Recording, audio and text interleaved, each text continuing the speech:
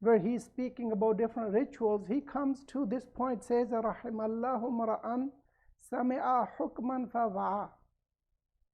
May Allah have mercy on such a person who listens to a hukm, a ruling of Islam, and he retains it. See, when we know better, Imam's words are the best. وَالدُّعْيَا إِلَى رَشَادٍ فَدَّنَا. And he has been called towards the straight path, and he accepts the guidance, accepts the instructions which make him grow his iman, grow his amal, brings him more sincerity, more genuineness. So Imam Ali is basically exhorting us, convincing us to do more a'mal. But how? Imam says, رَاقَبَ رَبَّهُ وَخَافَ ذَنْبَهُ. He keeps Allah before his desires. He gives Allah preponderance on his own desires. Leaves his desires alone, chooses what Allah has chosen for him. قَدَّمَ خَالِصًا. He sends forth pure a'mal. Khalis. Khalis is something which is pure. It's not mixed up with anything else. That is khalis. وَعَمِلَ صَالِحًا. See, قَدَّمَ خَالِصًا وَعَمِلَ صَالِحًا. He acts righteously or performs righteous deeds, which are required deeds, which Allah Jalla Shanu has given a go-ahead to them, and the way Allah wants them to be done. So quickly, in Hajj, we have some conditions. Hajj is not obligatory unto everybody. People who have obligation of Hajj is, number one, a person must be a baligh. He must have or she must have reached to the age of responsibility. Number two, they must be, sane. They must be wise. They must be mindful. A person who is insane, Hajj is not wajib on him. See, taklif-e-shar'i, somebody must be physically capable of doing those responsibilities and rituals. Number three, a person who wants to go for Hajj must be an azad person, an independent person. He should not be a slave in the older days, and he should not be a dependent in today's age. Number three, he must have enough for lodging, for his traveling, let's say, ticket, for his lodging there in holy city of Mecca and Medina, and all those travel expenses locally there, and to come and go and buy gifts for friends and family and everything. He must have money for that, which is known as istita'at. And then he should be allowed. It should be permissible for him to travel. Many people, they do good, but through a wrong channel. In Islam, there's no such thing. Allah does not accept even righteous deeds done correctly, but through a wrong channel. What does it mean? To go to Hajj, if somebody pays bribe, let's say nowadays, to some officers, they are not allowing them to go because of, let's say, COVID-19. It's a very random example. You can relate your other pure and original examples. Let's say he does some other wrong, which is not allowed in Islam, simply to make his way to Mecca. His Hajj is not acceptable, because Allah does not want him to do this way. When Allah does not have any taklif on you, why are you going the wrong way? That's what it means.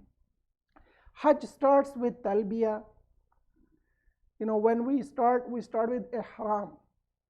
Ihram is that specific, that particular dress which is for Hajj. When it's tied, there are 25 things which become haram on us. Quickly, those things are, let's say, hunting. Hunting is not allowed during Hajj. I will simply go in a list wise. Sexual activities, like, and there are legitimate sexual activities. Even one's wife during Hajj, it's not allowed to have any activity, even touching, even kissing, even looking at them with, lust and for pleasure. Anything we cannot do sexually I will put it simple. Marriage contract, nikah, it's not allowed during those days. Use of perfume, wearing sewn clothes for men. We have to have only 2 chadors, see, one for the upper, one for the lower. जिसको हम लोंग कहते हैं ना उर्दू में. That's it. And then looking into the mirror, applying antimony, surma, जो आँख में लगाते हैं, it's not allowed. And fusuq, outrage during the ihram. When you are muhrim, you cannot do that.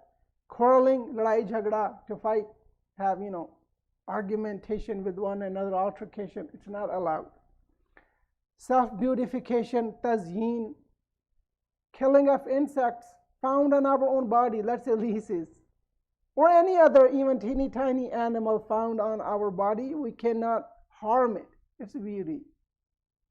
Allah goes beyond human rights. It's animal rights, if I can say, or wildlife's rights. Removal of hair from body, it's not allowed during the ihram. Covering of the head for men, we cannot be under the shadow. Ladies, their face cover, remaining under shade by men. They cannot always remain under the shade. Even when they are traveling, let's say, from Medina to Holy City of Mecca, people who are in the miqat of, let's say, Masjid al-Shajara, they are not allowed to walk even under the shadow of the bus. Or older days, the camel. Some people, they will try to avoid the sun because it was very hot. Still it is. So they will try to walk under the shade of the camel. You cannot do that. If you do that, you have to put a goat on side. As they say, ek bakri ek side pe rakhna padegi. Please have a salawat. Allahumma salli ala Muhammad wa ala Muhammad. Removing blood from the body, we cannot do that during ihram. Cutting nails, even we cannot, trim our nails, cut our nails. Extraction of teeth. Teeth, दांत निकालना, we can't do that. Urdu वाले दांत निकालना नहीं, जिसको कहते हैं हंसना. You cannot extract the teeth. Yeah, Zaban, sometimes. Wearing of arms, aslaha, weapons. No one can carry weapons while doing Hajj. See, these people who were carrying weapons when they were planning to assassinate Imam Hussain, they were not there for Hajj. Even if they had the pure intention of Hajj, their Hajj is not Hajj. They're not there to Hajj, they're there to kill the wali of Allah there. So now these are the ihram's prohibitions, things which become prohibited. See, if you look at all these prohibitions, this will give you one thing. That Allah Jalla Sha'anu, when invites to His house, the very obvious message is, you are here for peace. You are here to learn how to be a peaceful person. You are here to respect yourself, respect other people's limits. And when we know that, I'm not supposed to do this even for a certain period of time, see, that will give us a very good idea, especially when we see people from all over the world with different colors, different backgrounds, different heights. Some is short, some is tall, some is white, some is black, some is brown. See, men, women, children. Look, same law goes for everybody. Same dress. That is telling us what? Unity. See, that is the manifestation of Tawheed. We have one God. We are from one father and mother. We are all equal. The preference is, of course, with he or she who is more pious, has more taqwa. Please recite a salawat. Allahumma salli ala Muhammad wa ali Muhammad. I will count just the arkan of Hajj and we will move on to our second khutbah. And then we will, inshallah, delve down into some of the messages behind these beautiful rituals. And remember, Hajj is such a ritual. It has to do with practical acts. We do them practically. As our ulama, asatada, they say in Hausa, doesn't matter how many times you go through the book of Hajj, until you don't go there and do them practically, perform them physically, you will never learn that essence of Hajj. See, when it's dark at night and you're in wuquf mashar, let's say, you cannot perceive that, comprehend that simply by reading the book. But when you are there, and let's say it's a rainy day or it's stormy, windy night, then you will realize how hard it was for Bibi Hajara salamullahi alayha to stay there for so many years without any roof. We are there for one night, max maybe a part of night. From midnight till Fajr, it's wajib to be there in wuquf. But for them, look, unlimited. They didn't know how long we were going to stay. Anyways, after somebody becomes muhrim, now it's on him to go on the day of Arafah, 9th of Dhul-Hijjah, to be physically in the Maidan of Arafah.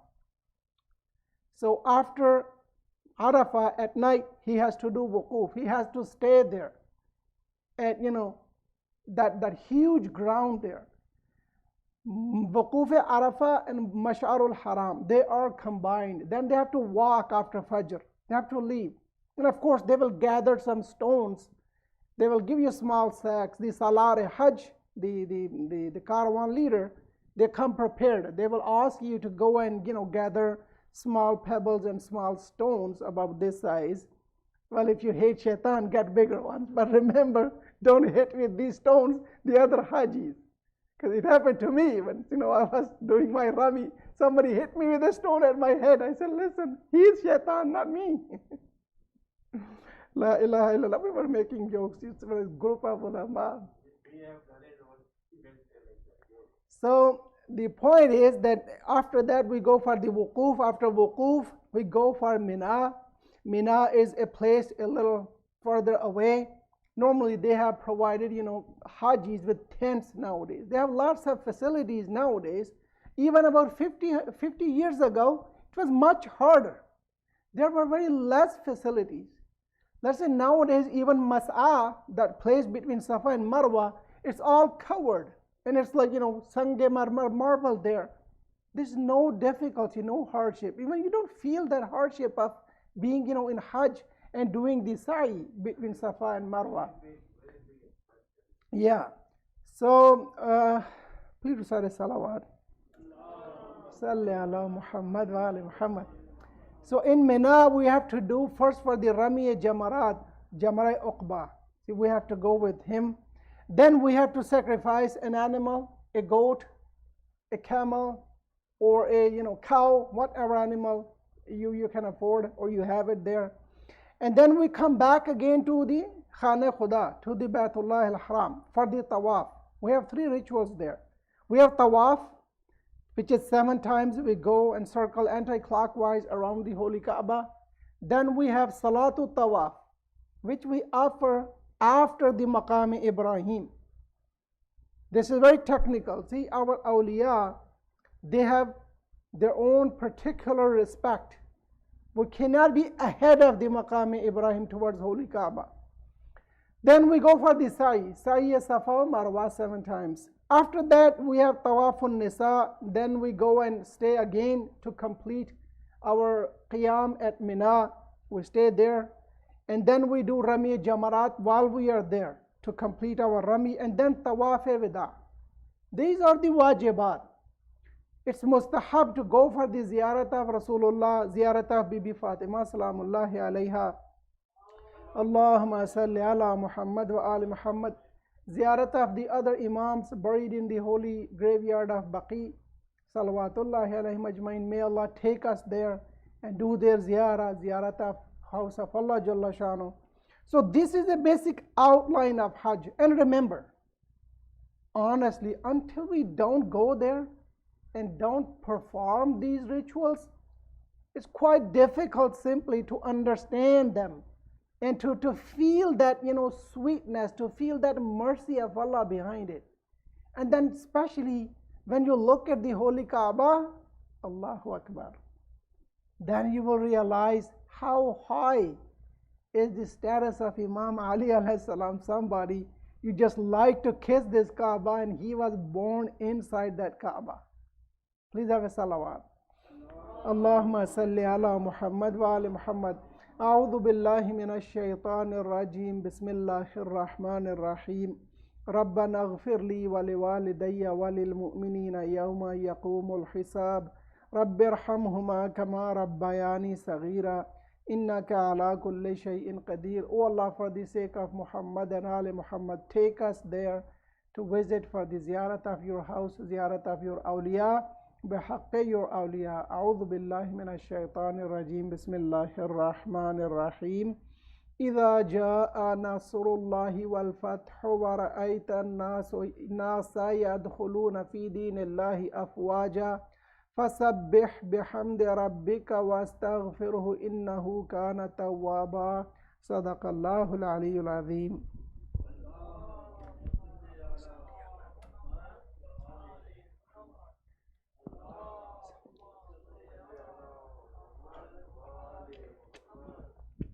صلى الله عليه وآل محمد. اللهم صل على محمد وآل محمد وعجل فرجهم. أعوذ بالله من الشيطان الرجيم. بسم الله الرحمن الرحيم.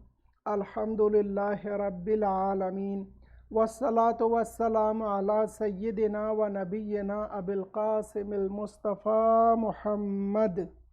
اللهم صل على محمد وآل محمد وآله الأطيبين الأطهرين المنتجبين سيما علي أمير المؤمنين والصديقة الطاهرة سيدة نساء العالمين والحسن والحسين سبتي نبي الرحمة وإمامي الهدى وسيدي شباب أهل الجنة وعلي بن الحسين ومحمد بن علي وجعفر بن محمد وموسى بن جعفر وعلي بن موسى ومحمد بن علي وعلي بن محمد والحسن بن علي والحجة الخلف القائم المهدي. اللهم صل على محمد وآل محمد حججك على عبادك وأمنائك في بلادك. اللهم صل عليهم صلاة دائمة ذاكية متواترة متواصلة وصل على أئمة المسلمين وحماة المستضعفين وهداة المؤمنين. Alhamdulillah, we went through quickly the outline of the rituals of Hajj, that how we perform Hajj. Last night we went into the story of Ibrahim alayhi salam, how he left his brief family near the house of Allah. I mentioned there, which is in the Quran, that Ibrahim says, "Oh Allah, I have put my family near your house, inda baytik al-muharram," that, house with sanctity, that sacred house. So it existed there. People who mention that Ibrahim is the one who founded Khana Khuda, they should refer to Quran Kareem. And even an obvious ayah in Surah Al Imran, Inna awwala baytim wudi'a lin-nasi lalladhi bibakkata. The first and foremost house built for people is in the Makkah, not in Baytul Muqaddas, Masjid Aqsa. That is totally wrong. Remember, Kaaba was built by Hazrat Adam alayhi salam, and that black stone, Hajr Aswad, came down with Adam alayhi salam, and that's a miraculous stone. Its miracle is Ibrahim alayhi salam, when was constructing Kaaba, it's quite high. This stone will automatically raise. Ibrahim alayhi salam will stand on it. Stone will bring him down, get the next brick from Ismail alayhi salam, Ibrahim will raise, put the stone, the bricks there, and he will construct the Kaaba, repair the Kaaba. This stone has a long history. We will come to these stories. They are very important, and most of them because they have to do with our rituals, including Hajj. That's why, inshallah, it's better, and it's always, inspiring to know about these things. Remember, people, they only go about people behind the story, but Islam goes even behind objects. For objects, Islam has ahkam. See, fihi ayatum bayyinat, that ayah which I mentioned in Ali Imran, inna wala baytin. Next ayah says, in this house, fihi ayatun. There are different ayat of Allah, including Maqam Ibrahim. Maqam Ibrahim is not a human being. but it's ayat of Allah. And Safa and Marwa, Allah says, Inna Safa wal Marwata min sha'airillah. They are the sha'air of Allah. They are the signs of Allah. By looking at them, visiting them, you get inspiration. You get, your iman re-energizes. Imam Ali has a beautiful hadith. He says if the Holy Kaaba was on a beautiful, on a good looking, on a good entertaining place, in Khutbah Qasiyah, Imam has long hadith about it, long word about it. I'm just summarizing it. Imam says, because Allah wanted to test people who comes purely for me. That's why He put Holy Kaaba on such a harsh land, on a barren land where weather is not friendly, the way is not friendly. Still it is not friendly. Even with so many resources, it is so hard to go for Hajj. Go and ask your travel agent. He will tell you more about that.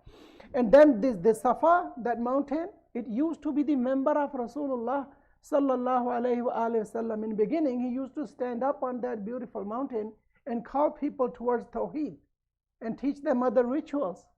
And then Imam has a beautiful hadith. Imam says that this mountain, its specialty is whoever, even a fajr, when they go there and they do dua, that dua is mustajab. It's accepted by Allah Jalla Shanu. And you know what amazed me about this hadith is, Imam says, dua of a fajr, Allah will give it to him right here in this world. But dua of a mu'min, Allah will give it to him in the hereafter. So don't miss dua if Allah takes you to Holy Kaaba at the mountain of Safa. Please say salawat. Allahumma salli ala Muhammad wa ali Muhammad. See, I wanted to mention another point. Imam Ali mentions that Allah Jalla Shanu, with every single stone in this house, Kaaba, Allah has tested people. And Allah has planned to test them till the day of judgment. Every single stone in the Holy Kaaba and Masjidul Haram, Allah will test us. And we have du'as. Remember Ibrahim did dua, Rabbana, Allah, I have put my family here, liyuqimu salat, so they maintain salah.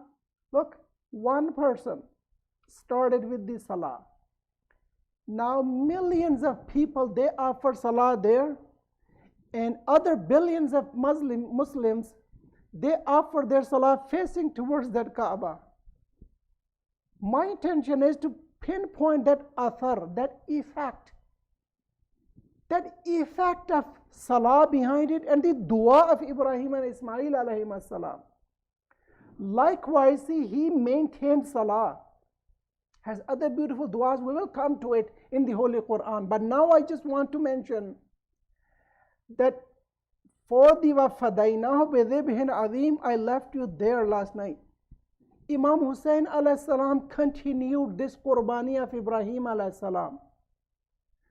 What is the athar behind this azadari we see around us?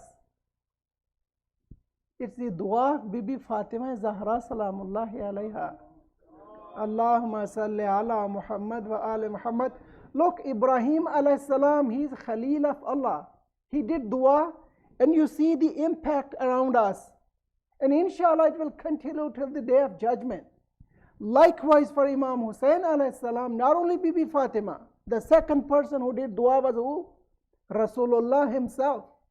And then other people, including Imam Ali. But lastly, I want to mention another personality. Who is she? Bibi Zainab salamullahi alayha. Allahumma salli ala Muhammad wa ali Muhammad. You know when she did this dua? Bibi Zainab did a dua for the alam of Abbas alayhi salam when she saw that Abbas' alam is swaying, it's tumbling. And then it fell down on the ground when they cut off his arms. Bibi Zainab did a dua there, right there with a broken heart. She said, "Oh Allah, my brother gave his arms in your way. Keep his alam always so high that no enemy can bring it down."